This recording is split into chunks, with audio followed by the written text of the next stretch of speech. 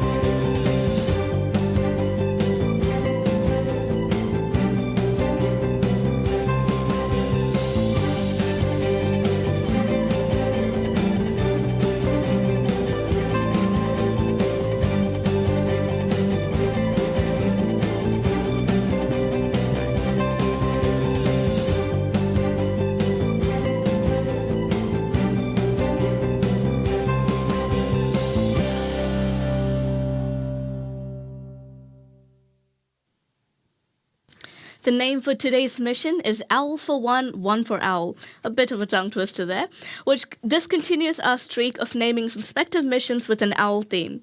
That's because Synspective satellites are named StriX, which draws from the scientific name for an owl. Owls have highly developed hearing and vision, allowing them to forage even in total darkness and being able to see at night, very similar to these SAR satellites. Now, this mission for Synspective was actually brought forward in our schedule of launches on Electron this year, which, when just a few days before launch, the original customer for our 51st mission asked to move to a later launch to complete additional testing for their spacecraft. Now, responding rapidly and being flexible for our customers is nothing new for us, so with rockets at the ready, we were able to leapfrog to Synspective and get them to the pad sooner. Now, flying dedicated means customers have flexibility over the launch schedule so that their satellites aren't left behind if they miss a launch deadline like on traditional rideshare missions. This is our responsive and tailored launch service with Electron at its best, demonstrating a win-win for both our other customer and Synspective. All right, coming up next will be the no-go poll for this mission, run from mission control by our launch director, Julia Wimbacher.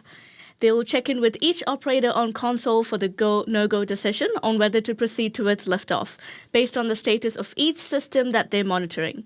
We're looking for all goes from our operators to move forward. Let's pull up the audio channel from mission control now to listen in.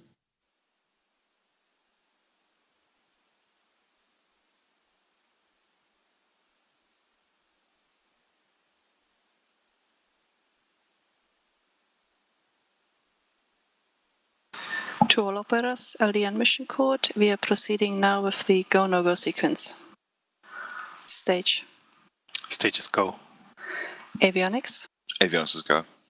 GNC. GNC is go. Recon. Beacon is go. T1. T1 is go. GC. GC is go. PLS. PLS is go. RSO. RSO is go. MET. MET is go. MM. MM is go. And LD sub. LD sub is go. The go-no-go sequence is complete. We are currently T-minus 11 minutes and 21 seconds in counting. We go for the terminal count order sequence at T-minus 10 minutes. From this time, the 3-word hold procedure is in effect.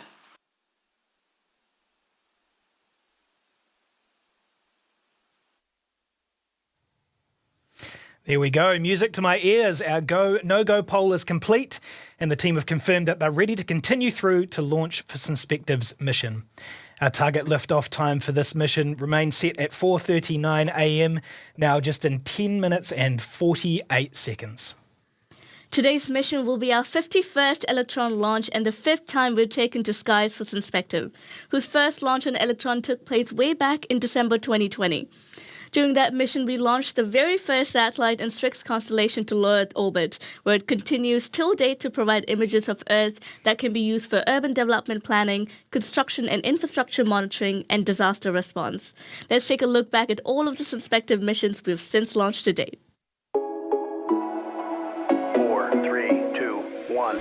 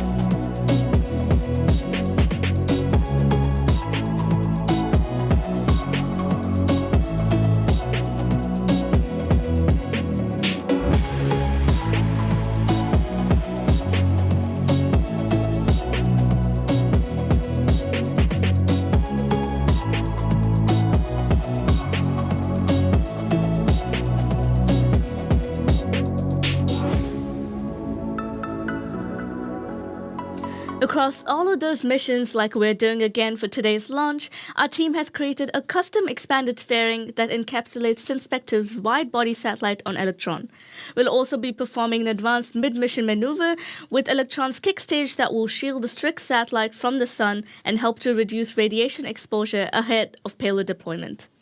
And we have plenty more missions with Synspective to look forward to after recently signing our largest launch agreement to date with them for another 10 launches. Just a couple of months ago in Tokyo, Japan, our founder and CEO, Sir Peter Beck, met with Synspective's founder and CEO to announce the agreement, which comes on top of 2 other launches for Synspective, one of them today's mission, which had already been booked to launch this year from Launch Complex 1. Now, including the missions we've already completed for the company, that's 16 launches in total that are on the books for Electron and Synspective. With these dedicated launches on Electron, Synspective has control over the launch schedule and the deployment parameters for each satellite, allowing them to build out their constellation on their terms. And speaking of tailoring things to our customers' needs, you might have noticed the fairing for this mission looks a little different than usual. The bubbles or bumps that you see protruding from the standard fairing are specially designed to accommodate the unique shape and form factor of Synspective satellite. It's not the first time we've tailored an Electron's fairing to meet customers' needs. If you've been watching us closely, you'll occasionally see extra tall ones, extra pointy ones, and on occasion, slightly bubbled ones like this one. Being able to tailor our fairings to mission-specific requirements opens up the range of spacecraft we can fly. Just another way Electron has changed the game dedicated small launch.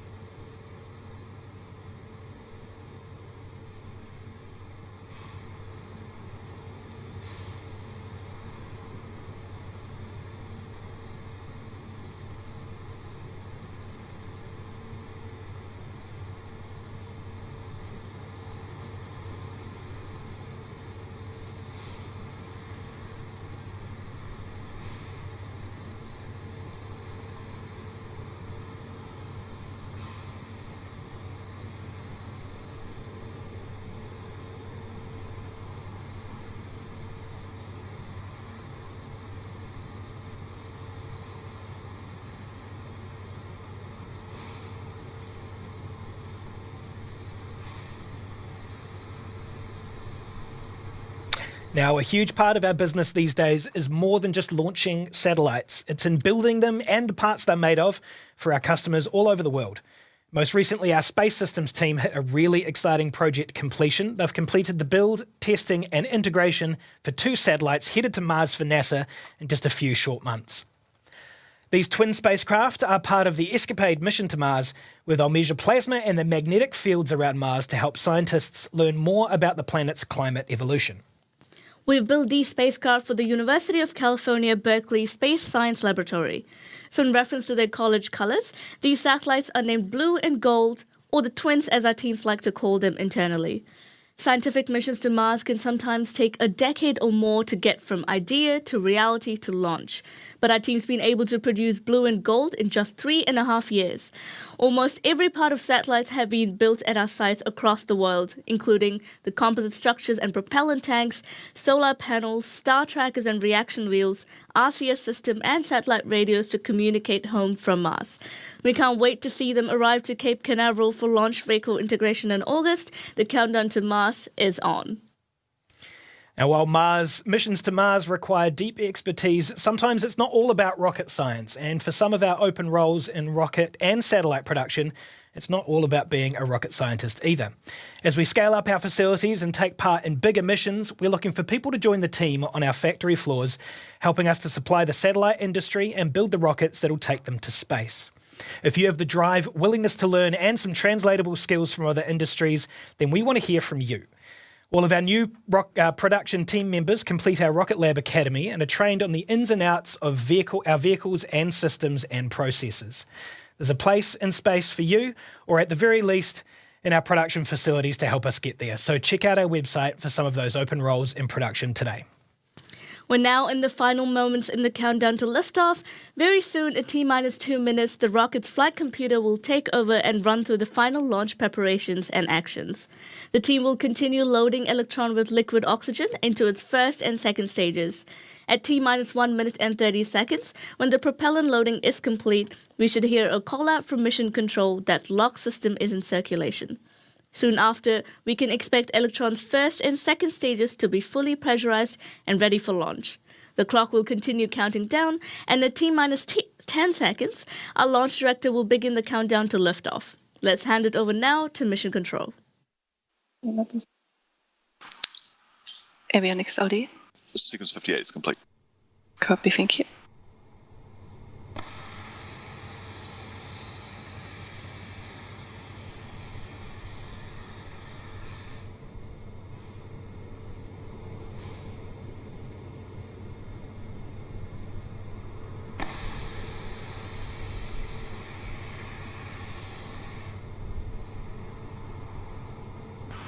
To all operators, LD and mission code. From now on, there should be no red flags on your critical LCCs. Avionics, LD mission code. LD avionics. Disable the loom heater and confirm. Disabled. Confirmed. VCON, LD mission code. LD VCON. Lock the auto sequence and confirm. Locked. And VCON, please confirm that all expected primary flight computer ASCOs are green. Confirmed. Green. To all operators, we are go for auto sequence start at T-minus 2 minutes. LD is go for launch.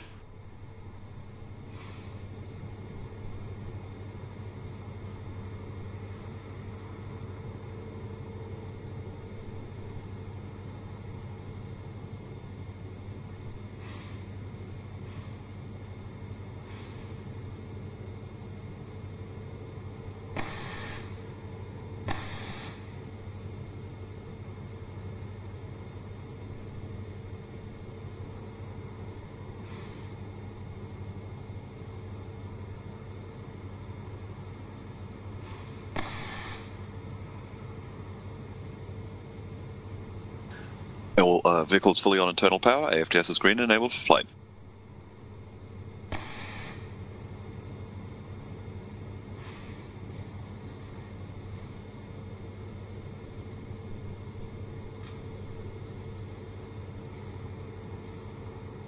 LOX load is complete. System is in recirculation.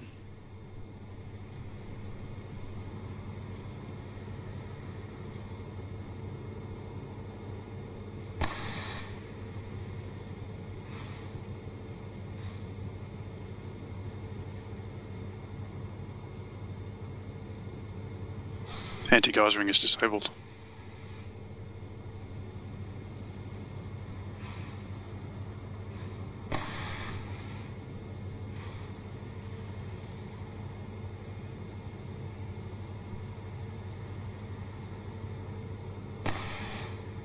Stage 1 and Stage 2 tanks are pressed for flight. High flow engine purge enabled.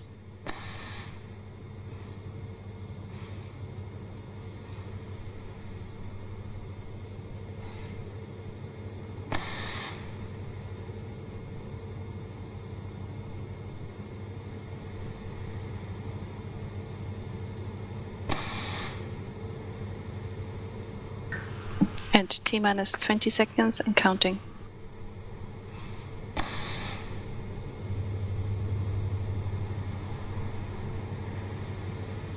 10, 9, 8, 7, 6, 5, 4, 3, 2, 1. Lift off.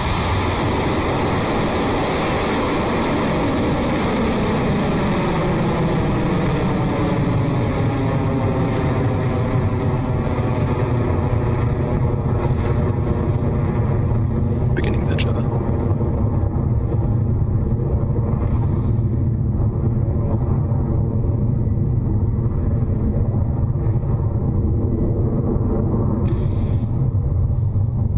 Stage 1 propulsion nominal. Our 51st Electron rocket is soaring off the pad and on its way to space for Synspective. Electron is quickly coming up on its first mission milestone to pass through the point of maximum aerodynamic pressure against the rocket, otherwise called out as Max Q from Mission Control. We'll listen out for that now. Electron is supersonic, approaching max Q.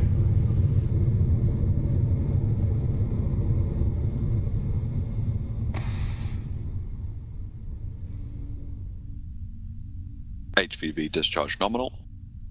Cleared max Q. That was the call we were waiting for. Electron has cleared max Q and is continuing nominally on its journey to space.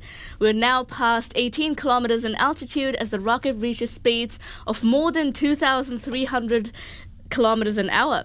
Up next will be 3 actions that take place quickly one after the other. The first event is MECO, which stands for the main engine cutoff. This is when the Rutherford engines on the bottom of Electron slow down before shutting off completely in preparation for the second event, stage separation, which is when the largest section of Electron separates and falls away from Electron's second stage.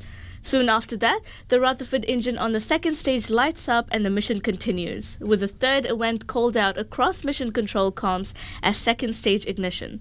We'll be able to watch those actions in real time from the rocket's onboard camera and hear the call out from mission control, which should be coming in shortly. 30 seconds.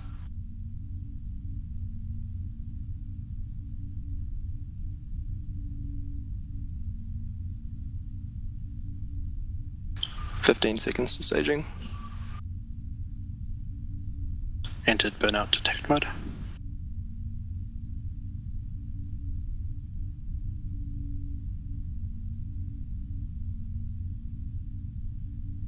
MECO confirmed. Stage separation confirmed. Stage 2 ignition confirmed. There we have it, a successful MECO, stage separation, and second stage engine ignition for Electron and Synspective. Electron is traveling at more than 7,600 kilometers an hour and now at 102 kilometers above Earth. Our next launch event will be the separation of Electron's fairing when the nose cone splits and falls away, exposing Synspective's StriX satellite to space for the first time.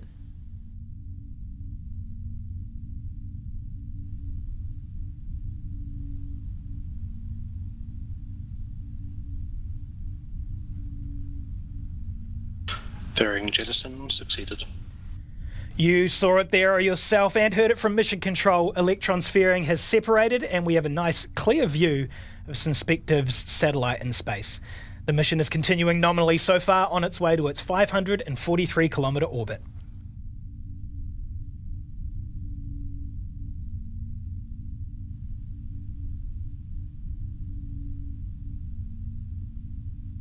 Guidance is nominal.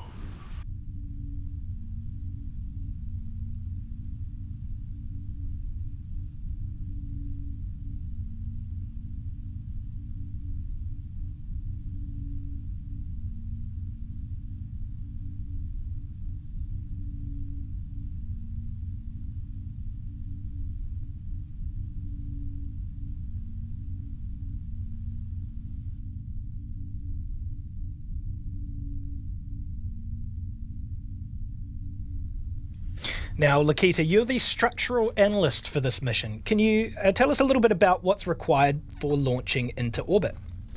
Sure. So in short, our team works on ensuring that the rocket would survive the harsh launch loads. For example, the new custom fairing that we talked about before would change both the structural and dynamic loading on the vehicle. In other words, the force and vibrations the rocket would experience throughout flight, like at max Q.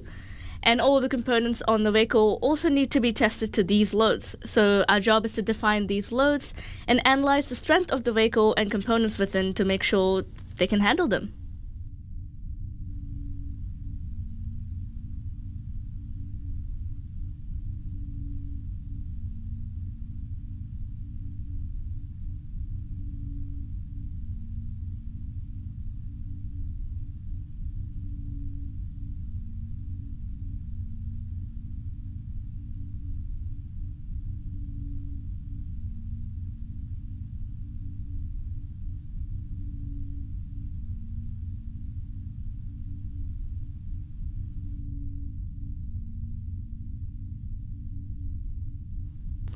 We're coming up now on the battery hot swap for the second stage Rutherford engine.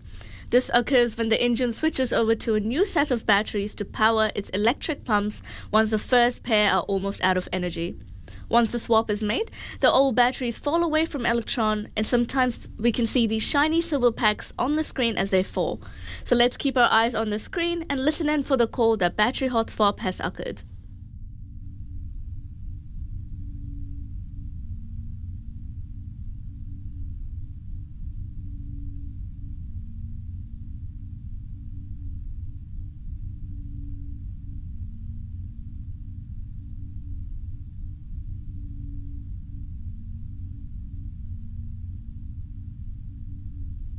Hot swap successful.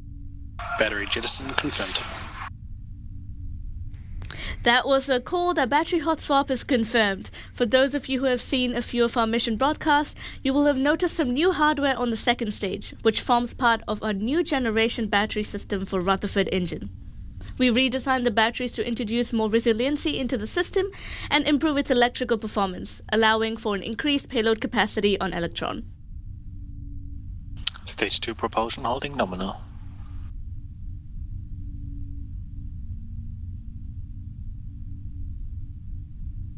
AFTS is saved.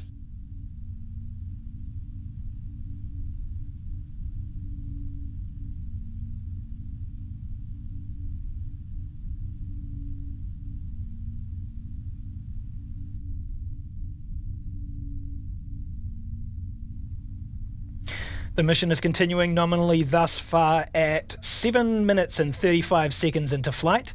Now, if you take a look at the dials on the top right of your screen there, you can see Electron is accelerating past 19,000 kilometers an hour on its way to Mach 16. But what does that mean? Well, it means it's fast. Really, really fast. Orbit is basically a constant state of falling. So in order for us to try and combat the force of gravity trying to bring us down, we have to exceed speeds of 27,700 kilometers an hour.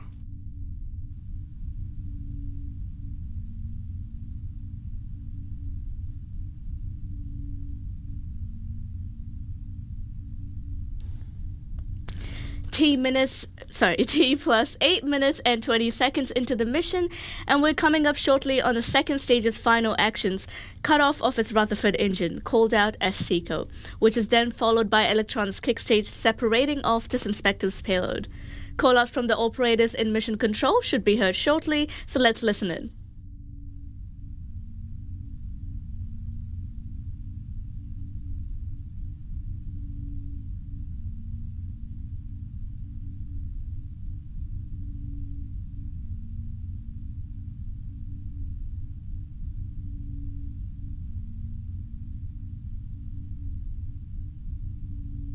SECO confirmed.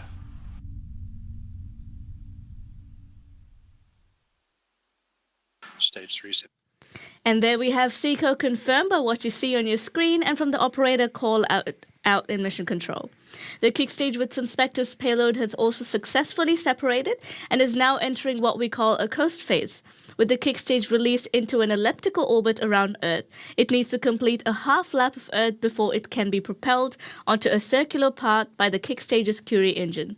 Once in place on a circular Earth orbit, the kick stage will be ready to release Synspective to its destination in space amongst its constellation. From Earth to orbit in 9 minutes and 7 seconds. Not bad, really, is it? We'll take a bit of a break on the webcast while that first half lap is completed, but we'll be back with you to take you through payload deployment and the end of the mission in about 45 minutes. So we'll see you back here soon.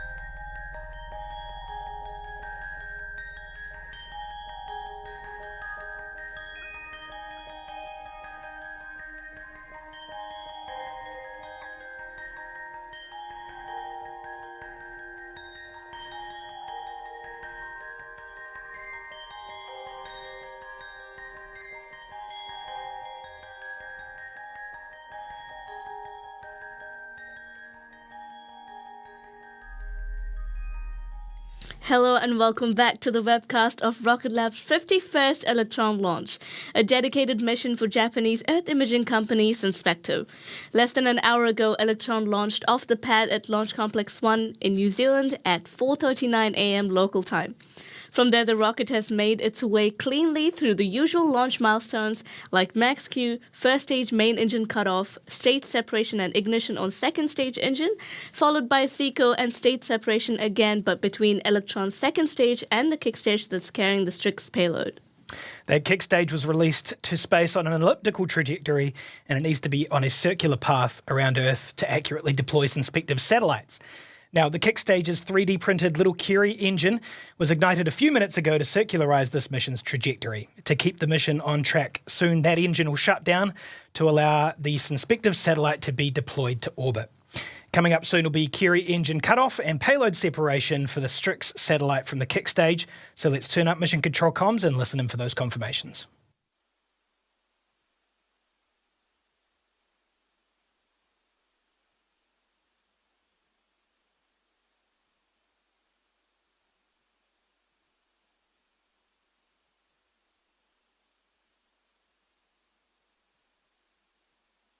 Curie engine cutoff confirmed. Target deployment orbit achieved.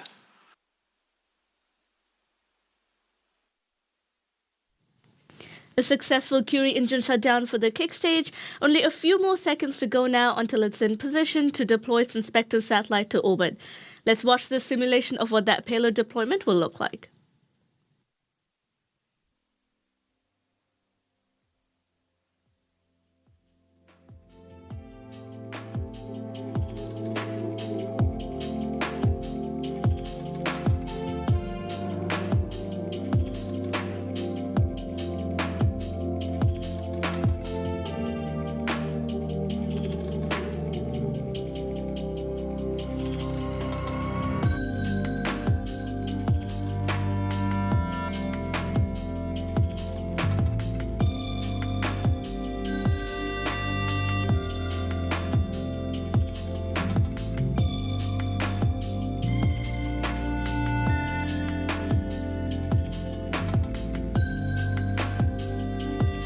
StriX 4 deployment confirmed.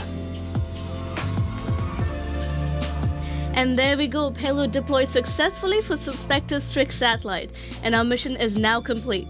Welcome back to Space Synspective. It's great to have partnered with you again for the latest deployment in your constellation. All the best for your satellite commissioning starting now. Congratulations to the Rocket Lab team on mission number 51, just a few short weeks after our golden milestone. That's 9 Electron launches for the year now, with our 10th coming up very, very soon. So make sure you keep an eye on Rocket Lab's Facebook, Twitter and Instagram pages, along with our website for more information on our next mission. Until then, thank you so much for joining us. This is Rocket Lab Mission Control, signing off.